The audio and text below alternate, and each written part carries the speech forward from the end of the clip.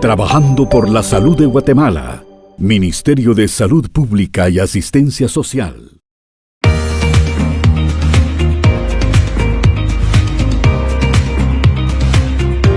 Buenos días a todos. Un saludo también para los que ven a través de Zoom y de YouTube. El día de hoy pues vamos a ver la clase de valoración y manejo de vía aérea. Mi nombre es Catherine González, yo soy la EPS de anestesia. Vamos a empezar la clase con puntos básicos de anatomía. Como vamos a ver, pues la faringe se va a enfocar dividida en tres grandes clasificaciones, sería la nasofaringe, orofaringe y laringofaringe. Vamos a ver que la laringe pues va a estar localizada a nivel de C4 y C6 y va a terminar aproximadamente en el borde inferior del cartílago cricoides. Va a estar formada por 9 cartílagos que van a ser 3 impares, tiroides, cricoides y epiglottis, y 3 pares como el aritenoides, corniculado y coniformes. Vamos a ver que la rama interna del nervio laringe superior va a ser la rama que es rama del nervio vago, del décimo par craneal. Va a inervar desde la epiglotis hasta las cuerdas vocales. Entonces, como es bien conocido, sabemos a la hora principalmente de tiroidectomías, tendría que tener mucho cuidado con este nervio porque a la hora de poderse lesionar, pues sí puede quedar un daño permanente a nivel de las cuerdas vocales para los pacientes, ¿verdad? Vamos a ver que la glotis pues está formada por los pliegues vocales y el espacio glótico, que es donde deberíamos de poder colocar el tubo a la hora de realizar una intubación, ¿verdad? Y pues vamos a ver la vía aérea interior, que se va a extender desde la laringe subglótica hasta los bronquios. Generalmente la tráquea pues es un tubo fibromuscular aproximadamente de 10 a 12 centímetros de longitud. Esto obviamente lo estamos hablando en el adulto, con un diámetro de 20 milímetros aproximadamente y que se va a extender desde el cartílago cricoides hasta la carina, formada por 16 a 20 cartílagos con una forma de hongo, ya sabemos. Vamos a ver que a nivel de la carina, pues la tráquea se va a bifurcar en dos, lo que va a ser el bronquio principal derecho y el bronquio principal izquierdo. Vamos a ver que el bronquio principal derecho es más o menos de 2.5 centímetros, tiene un ángulo de separación de 25 grados. Generalmente, cuando se intuba, se puede llegar a cometer un error de que el tubo se vaya muy profundo y principalmente al lado del tronco que se va a ser el derecho. Entonces, sí tenemos que tener mucho cuidado con eso a la hora de intubar para que no solo esté intubado monotonalmente un paciente y que después no tengamos problemas con el otro pulmón a la hora de que puede generar esta peritasa. El bronquio principal izquierdo, pues, es un poquito más largo, 5 centímetros de longitud, y pues va a tener aproximadamente un ángulo de separación de 45 grados. Importante la evaluación siempre de la vía aérea a la hora de que se va a intubar a un paciente. Esto para que nos va a ayudar para que en cualquier momento predecir si hay algún tipo de vía aérea del paciente. Entonces realmente eso es algo bien importante para tomar todas las precauciones para el caso. Vamos a ver que pues, la historia clínica siempre tenemos que preguntar si el paciente en algún momento le han comentado si él ha tenido una intubación difícil a la hora de una cirugía. Esto, la verdad es que como anestesiólogo es algo bien importante a la hora de que es un paciente vía aérea difícil, al poderle notificar ya cuando ya está recuperado de la anestesia, pues de que costó intubar para que a la hora de que por X o Y motivo tuviera que volverse a someter a una cirugía o lo tuviera que intubar, pues si el paciente viene y comenta eso, ya es como de bastante ayuda para nosotros, porque aunque se haga la evaluación clínica del paciente, no siempre podemos decirle que puede hacer una vía aérea difícil. Hay vías aéreas difíciles que son imprevistas, entonces por eso siempre es importante el poder informarles a los pacientes de eso. Se debe interrogar siempre sobre síntomas específicos relacionados con compromiso de la vía aérea, como ronquidos, estridor, sibilancias, disnea, disfagia o obstrucción del flujo aéreo relacionado con la posición. ¿Por qué preguntamos esto? Por lo mismo, porque solo con que venga que la esposa, por ejemplo, de un paciente nos pueda decir es que ronca mucho en la noche, ya vamos pensando en un síndrome de apnea obstructiva del sueño, que al final pues también nos puede intubar la ventilación hacia cuellos anchos, ¿verdad? Que pueden ser tráqueas anteriores. Vamos a ver qué enfermedades que pueden afectar la vía aérea, entre ellas pues una tenemos la artritis o enfermedad discal cervical, porque se disminuye mucho la movilidad del cuello con estos pacientes. Generalmente sus articulaciones van a ser rígidas, entonces esto también nos puede dificultar a la hora de intubar al paciente. infecciones del suelo de la boca, de glándulas salivales, amígdalas, abscesos faríneos. Esto principalmente porque se ve limitada la apertura oral, porque puede ser por la por el mismo edema que va a causar esto. Tumores que van a obstruir la vía aérea o que va a haber una congestión extrínseca de la tráquea.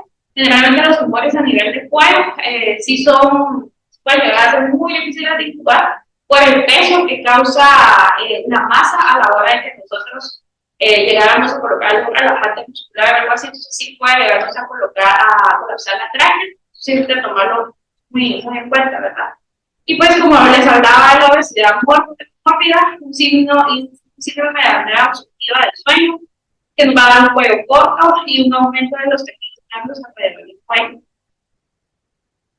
Traumatismos, ¿verdad? Cualquier paciente que tenga una lesión cervical o alguna sospecha o fractura de la base del cráneo es muy importante porque estos pacientes lo que se quiere es no tener tanta movilización del cuello para no empeorar su diagnóstico. Entonces se debe tener muy en cuenta eso para no hacer tanto movimiento por el patero. Quemaduras que pueden llegar a causar cicatrizaciones o fracturas, lo cual pues nos va a limitar la movilidad del cuello a la hora de intubar al paciente. Pacientes con acromegalia, con una hipertrofia mandibular o macroglosia, igual que los pacientes con trisomía 21, que nos van a dar mucha inestabilidad a nivel de la articulación atlantoxoidea, y también pues, son pacientes que van a tener macroglosia. Vamos a ver que el examen físico de los pacientes, acá pues vamos a ver los hallazgos físicos que van a indicar que un paciente puede ser una vía aérea difícil. Uno de ellos va a ser que el paciente tenga una incapacidad para abrir la boca, una movilidad deficiente de la columna cervical para alguna de las patologías que habíamos mencionado previamente, un retroceso de la barbilla o pacientes que tengan algún tipo de micrognatia, una lengua gruesa, macroglosia, que tengan unos incisivos prominentes, o incluso acá se puede ver también pacientes ya de tercera edad que no tienen dientes o que a veces solo tienen un diente en el maxilar superior. Increíble, pero solo ese diente a veces puede dificultar un montón a la hora de intubar al paciente. Un cuello corto, como ya habíamos hablado, con obesidad mórbida. El examen de la cabeza y cuello, pues siempre tenemos que tomar en cuenta desde cefálico hasta caudal. Nariz, ¿verdad? Que haya permeabilidad de orificios nasales o desviación del tabique nasal. Boca, generalmente siempre hay perímetros que abran la boca, pues para ver si hay algún tipo de macroglosia o que vamos a ver más adelante, evaluar lo que es la escala de Mann-Apath. Vamos a ver de que alguna cicatriz facial pueden tener contracturas o enfermedad de la unión temporomandibular también puede llegar a afectar que ven que también tengan antecedentes de que pues ha tenido fractura de mandíbula, también nos puede, es un dato que tenemos que tomar en cuenta a la hora de evaluar a un paciente. Y pues vamos a ver que en el cuello generalmente se ve lo que es la distancia quiromentorial, que es una distancia que va a ir desde el borde inferior de la mandíbula hasta la escotadura tiroidea. El cuello completamente extendido, o sea, obviamente de acá hasta acá. Y pues generalmente debería de ser mayor de 6 centímetros. Si ya es menor de 6 centímetros, nosotros ya manejamos una tráquea exterior, que esto pues ya nos va a dificultar toda la intubación, ¿verdad? Importante siempre evaluar un paciente pues pueda hacer el movimiento de extensión del cuello para que a la hora de intubarlo pues no dificulte, y también tomar en cuenta que los pacientes que ya han tenido una traqueostomía, ya sea que los vamos por una cicatriz o porque el paciente nos cuenta, porque generalmente son pacientes que si nosotros ya les sacamos la radiografía del cuello y todo eso, podemos encontrar que a nivel de la tráquea vamos a ver estreches por el mismo hecho de que él fue la antecedente de traqueostomía. Entonces esto también es de tomar en consideración con estos pacientes. Entonces esto es lo que les hablaba, la escala de Mann-Apath, ¿verdad? Es uno de los predictores de vía aérea más comunes que utilizamos. No es 100% que nosotros digamos de que porque encontramos un paciente va a ser vía aérea difícil, pero sí nos da un indicio de que podemos encontrar a la hora de realizar la ecografía, ¿verdad? Y vamos a ver que este se divide en 4 clases. La clase 1 pues, es el ideal, ¿verdad? Es un paciente donde vamos a ver todas las estructuras a nivel bucal. Vamos a ver el paladar blando, el paladar duro, la úlcera, los pilares amigdalinos. En una clasificación 2, pues ya va a haber una visibilidad únicamente de paladar blanco y núbulas, ya podemos los pilares cristalinos. En la 3, pues vamos a ver una visibilidad del paladar plano, y generalmente pues ya solo vemos la base de la uva. Y en la 4, pues ya únicamente es visible el paladar duro. Vamos a hablar sobre la mascarilla, ¿verdad? Que las indicaciones pues va a ser que oxigenar a un paciente como paso previo a la intubación. Pues la oxigenación va a ser el objetivo que quiere, es de que nosotros saquemos todo ese nitrógeno que normalmente tenemos acumulado y que tengamos una reserva del 100% de oxígeno para que con esto podamos realizar un periodo de apnea para poder intubar adecuadamente al paciente y que no se satura. Generalmente pues podemos realizar, si es un paciente electivo a la hora de una cirugía, una preoxigenación a volumen corriente, que es de aproximadamente de 3 a 5 minutos, para poder tener esa reserva de oxígeno y ese tiempo de apnea para adecuar. Entonces, esa es una de las indicaciones que tiene la mascarilla de Arica. Y también otra de las indicaciones es asistir a controlar la ventilación para parte de la reanimación inicial del paciente. La técnica pues siempre va a ser seleccionar una mascarilla adecuada para la edad del paciente, que nos proporcione pues un cierre ajustado alrededor de lo que va a ser el puente de la nariz y la boca. La colocación pues se va a sostener siempre con la mano izquierda, de modo que el dedo meñique pues se encuentre en el ángulo de la mandíbula, el índice y el pulgar pues frente sobre la mascarilla, la clásica técnica de CIE, y la mano derecha pues siempre va a ser sutil para que podamos asistir al paciente, ya sea con la bolsa accessoria o ¿no? Vamos a ver que las cánulas de Mayo o cánulas de Guedel, pues son dispositivos que nos van a ayudar, ¿verdad?, a venir y a poder ventilar al paciente a la hora de hacer únicamente con la mascarilla. Siempre tomando en cuenta que la cánula de Mayo sea la adecuada para el paciente, porque si no ponemos una cánula de Mayo que sea adecuada para el paciente, en lugar de que nos libere vía aérea, solo nos va a subir. Entonces, siempre acá dice cuál es la cánula de Mayo adecuada. Siempre la vamos a medir a nivel del lóbulo de la oreja hacia la boca, y que nos quede pues, justo al ras, ¿verdad? Ni que quede más abajo de la boca ni que sobresalga, porque al final no nos va a subir la vía aérea, sino es el tamaño adecuado.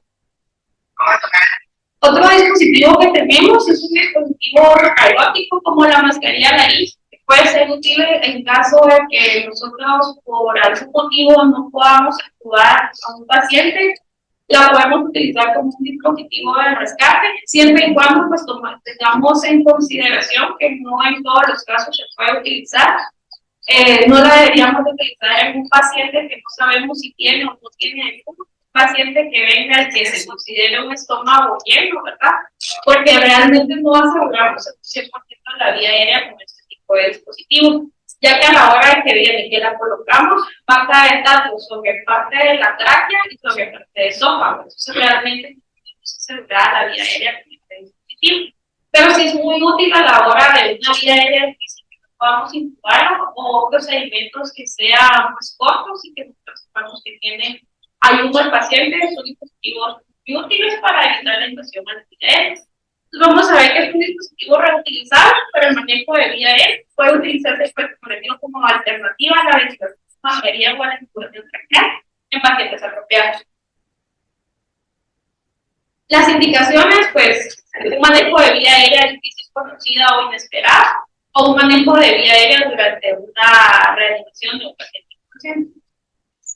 Contraindicaciones, pues como les mencioné, un riesgo de aspiración de contenidos gástricos ahora que lo utilicemos en un paciente que tenga estómago lleno, pues que el paciente que se anticipe con una ventilación mecánica prolongada, un paciente que por algún motivo sepamos de que va a estar mucho tiempo en el ventilador, pues obviamente no es el dispositivo indicado para esta situación, y pues algún paciente con reflejo intacto de la vía aérea superior a la hora que nosotros lo colocamos. Si por ejemplo tenemos un paciente que está despierto, si corremos el riesgo de que se produzca un laringoespasmo por el estímulo que le estamos haciendo a la vía aérea. Entonces la colocación, acá vamos a ver una imagen de cómo se coloca la mascarilla de la Arica, ¿verdad? Siempre va a ser, obviamente, previo a la colocación, que ya hayamos preoxigenado al paciente y pues ya obviamente que hayamos pasado los medicamentos para poder dormirlo y poder colocar la mascarilla, ¿verdad? Entonces, generalmente la mascarilla se coloca de acuerdo también al peso del paciente. Tiene una clasificación desde 1 hasta las 5 y de acuerdo al peso del paciente seleccionamos cuál va a ser la adecuada. Generalmente un paciente adulto podemos utilizar desde la número 3 hasta la número 5 y su colocación pues va a ser siempre con el balón desinflado. Se coloca lubricante en la parte superior de la mascarilla y pues con un movimiento se toma como una posición como el índice, seguía el tubito que trae la mascarilla y se introduce siempre sobre la lengua, ¿verdad? Que llega a sería parte del paladar. Ya cuando está ahí, pues ya venimos ya desinflados, de acuerdo también al número de mascarilla laringe que hayamos utilizado. Por ejemplo, a una 3 tendríamos que colocar 20 cc de aire, a una 4 30 cc de aire y a una 5 40 cc de aire. Si fuera el caso de que utilizamos las que tienen balón. Y pues ya después venimos y colocamos ya sea la PU o el conjugado que tengamos en la máquina de anestesia para verificar que haya una buena expansión de ambos campos pulmonares. Esos son los tamaños que les mencionaba, ¿verdad? Dependiendo del peso del paciente, ¿verdad? Y de la edad, pues así es como vamos a seleccionar la que nosotros queramos utilizar. Y efectos adversos de utilizar una mascarilla de nariz, pues el más frecuente va a ser la inflamación de la garganta, una incidencia de un 10%, por venir y soplar demasiado ratito. Entonces, sí tenemos que tomar en cuenta que de acuerdo al número que seleccionemos, así va a ser la cantidad de aire que le vamos a colocar. Y pues la broncoaspiración. Entonces, la intubación endotraqueal. Acá vamos a ver que las indicaciones puede ser mantener una vía aérea permeable cuando los pacientes presentan riesgo de la aspiración, una ventilación controlada prolongada y pues procedimientos quirúrgicos específicos. El tipo de palas, de acuerdo también al tipo de paciente, vamos a ver que hay dos tipos de palas, las másicas o curvas, que son las que generalmente utilizamos, y las mileroraicas, que son las que se utilizan principalmente en pediatría. Vamos a ver que la técnica siempre va a ser pues, un paciente que nosotros lo coloquemos a la altura de nuestro pene para que estemos, y a la hora de intubación estemos agachando y eso, ¿verdad? Que también empieza a dificultar a la hora de intubar. Siempre que el paciente esté en una posición de púbito supino y en posición de olfateo, que con esto vamos a alinear 3 ejes, que sería el oral, laringe y faringe, ¿verdad? Y pues con la mano izquierda siempre vamos a tomar el laringoscopio. Vamos a abrir la boca con un movimiento de tijera. Eso es lo que pues describe el libro, ¿verdad? Depende de cada hospital si realizan este movimiento o no. Al menos en el hospital no se realiza esta técnica, porque simplemente venimos con el pulgar, abrimos el maxilar inferior y para evitar la manipulación de secreciones y es la hora de utilizar la técnica de tijera. Entonces, se inserta el laringoscopio en el lado derecho de la boca del paciente, mientras se desplaza la lengua hacia la izquierda, ¿verdad? Esto con el objetivo de que vengamos y podamos despejar la vía aérea y nuestra visualización para la hora de intubar a un paciente. Entonces, se debe evitar siempre lesionar labios, dientes con la pala del laringoscopio, porque esto es muy común que a veces se hace un movimiento de palateo y sí se puede uno llevar dientes del paciente, ¿verdad? Y esos dientes después terminar en el esófago, que también puede partir de dientes. Se avanza siempre la pala hacia la línea media hasta que se observe el epiglottis. Y a continuación vamos a hacer una elevación hacia arriba y hacia los pies, con lo cual pues, se eleva la lengua y los tejidos blandos caritas para poder extender la glottis. Entonces lo que vamos a ver básicamente es, ¿verdad? La parte de arriba sería lo que es la epiglottis, la abertura glótica y las cuerdas vocales, que siempre los vamos a ver como dos franjitas blancas, ¿verdad? Así sabemos que estamos en tráquea. Si no vemos eso, no estamos en tráquea, estamos en esófago, ¿verdad? Entonces, solo tomar en cuenta esto a la hora de intubar al paciente. Entonces, el tamaño del tubo pues, va a depender de la edad del paciente, de la constitución del paciente y del tipo de cirugía. Generalmente con mujeres podemos utilizar un tubo 657 y con hombres un 7.5 o un 8, ¿verdad? Dependiendo. Pacientes Ya de la tercera edad, generalmente un poco 8, hasta un 8.5 se les puede colocar porque el tamaño de la abertura erótica es bastante grande, ¿verdad? Entonces, lo que no queremos acá es de que después tengamos una fuga a través del tubo. Entonces, la colocación adecuada del tubo, siempre vamos a tener que el gol estándar para saber que un paciente está intubado adecuadamente, va a ser la tubo. Siempre, pero pues también obviamente la clínica, ¿verdad? Auscultación sobre campos pulmonares y estómago, siempre ápices, bases de ambos pulmones y estómago solo para verificar que todo estemos ahí, ¿verdad? Y los ruidos respiratorios pues siempre se deben auscultar bilateralmente. Esto era lo que les comentaba, que si nosotros introducimos mucho el tubo, nos podemos ir monopulmonar, generalmente derecho, pues ahí vamos a tener el paciente. Complicaciones de intubación orotraqueal, pues uno va a ser la lesión del labio, lengua, lesiones dentarias, traumatismo de la mucosa traqueal o faringe, y pues rara vez puede haber una lesión de las cuerdas vocales de la tráquea.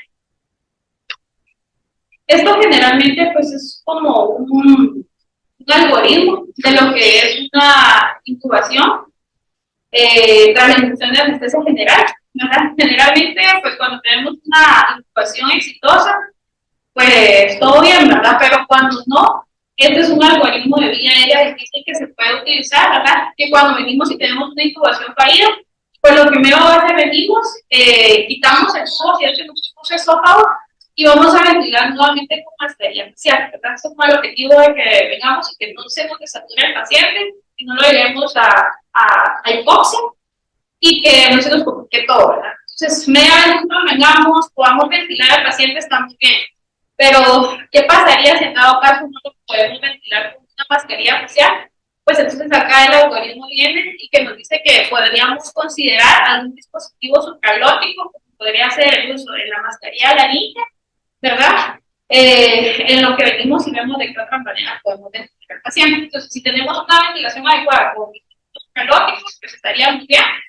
Pero si en dado caso no tenemos una ventilación satisfactoria tampoco con dispositivos supralóticos, entonces acá viene y ya nos empieza a indicar que ya necesitamos de una vía aérea urgente del paciente, ¿verdad?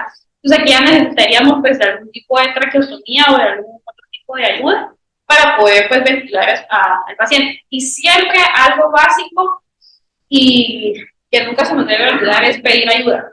Cuando venimos y que por X o Y motivo se nos complique algún procedimiento o que necesitemos la asistencia de alguien más, lo más importante siempre va a ser pedir ayuda. Y pues eso sería todo. No sé si tienen alguna duda.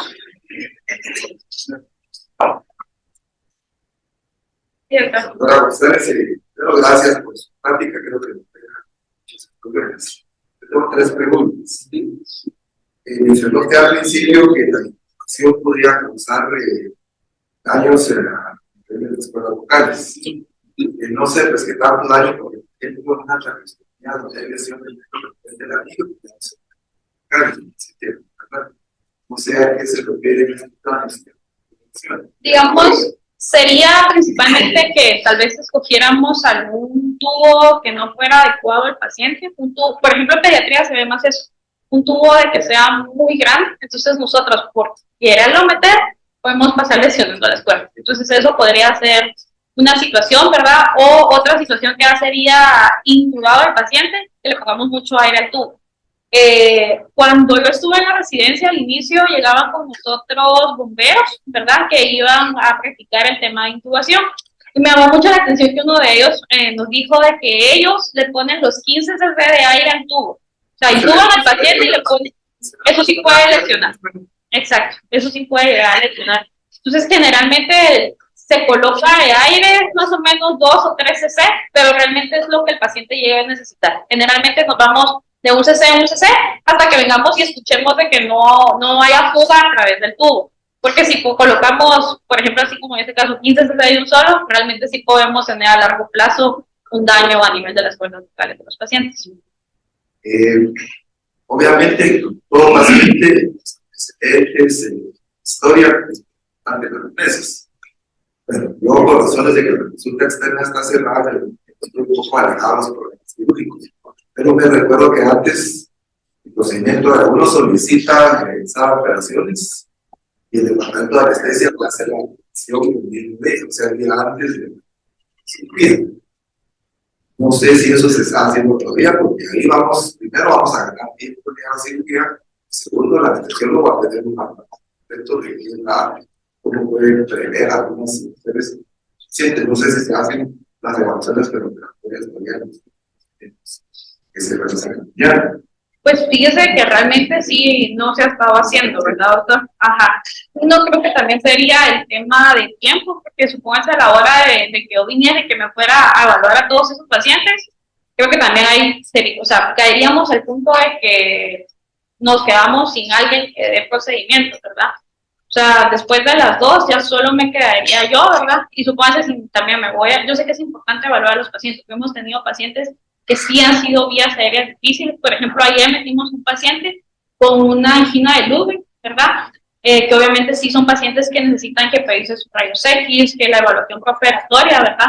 Pero sí caeríamos en ese punto de que, pues vamos a evaluar pacientes, pero no hay quien se quede en quirófano, ¿verdad? Otro procedimiento que se hacía antes es que las enfermeras de la consulta externa pasaban operaciones y ahí les hacían una operación previa. Yo no pienso que podría ser una alternativa. Pero realmente solo estaría la doctora y yo, ¿verdad? Porque realmente, o sea, con los técnicos, aunque ellos tengan su conocimiento y todo, pero al final pues no son médicos, ¿verdad, doctor? Como para poder tomar una consideración a la hora de un caso realmente difícil, ¿verdad? La última, doctora, pacientes que tengan antecedentes de traqueostomía, ¿qué es lo que sucede con ellos? Un paciente que tenga un antecedente de traqueostomía, uno, si ya es una traqueostomía que ya cicatrizó y todo, ¿verdad? Siempre tomar en consideración rayos X, incluso una tomografía, para ver cómo está la tráquea del paciente. Generalmente uno de anestesiólogo se prepara con tubos mucho más pequeños de lo normal, ¿verdad? Porque obviamente que por esas estrechez que va a haber a nivel de la tráquea, siempre tenemos que tener tubos mucho más pequeños, desde el 3, yo le podría decir hasta tal vez a un 7, ¿verdad? Porque uno nunca sabe si vamos a encontrar estrechez o no como tal, pero generalmente sí se encuentra. Tener estudios previamente, ¿verdad? Que sí, pues eso es algo vital para saber cómo va a estar el paciente y pues tomar todas las consideraciones necesarias al caso, ¿verdad? Una buena oxigenación y siempre tener buena comunicación también con cirugía, porque a la hora de que por X o Y motivo no se puede intubar, ¿verdad? Siempre tener el equipo para, si fuera necesario, volver a realizar otra traqueostomía, ¿verdad? Ahora un paciente que ya tiene, que pues tiene su traqueostomía, que todo bien, la verdad es que hasta para nosotros es mucho más fácil, porque solo conectamos el tubo y pues ya dormimos al paciente, ¿verdad? Pero si a un paciente que fuera de un antecedente de traqueostomía o algún procedimiento, pues sí se tienen que tomar esas consideraciones. Si quieres conocer los horarios y puestos de vacunación contra COVID-19 habilitados en el país, ingresa a www.vacuna.gov.gt, haz clic en el banner y selecciona el departamento y municipio que quieres verificar. También puedes filtrar los datos por número de dosis y tipo de vacuna que buscas. ¡Listo! Elige el más cercano y acude a vacunarte contra COVID-19. La vacunación es gratis, segura y necesaria.